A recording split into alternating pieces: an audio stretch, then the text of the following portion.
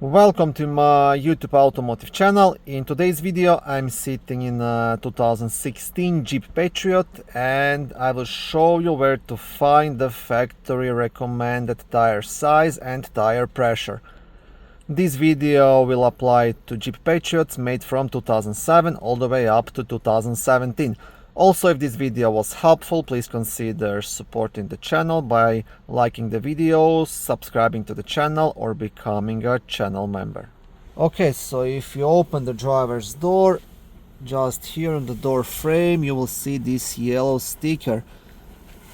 And you will have a couple of columns. You will have separate information for front tires, rear tires, and the spare tire. So the original tire size, front 215/65 R17, rear the same 215/65 R17s, and spare tire 155/90/16, and cold tire inflation pressure, so 35 psi front and rear tires and 60 psi the spare tire. So here is where you can find all this info.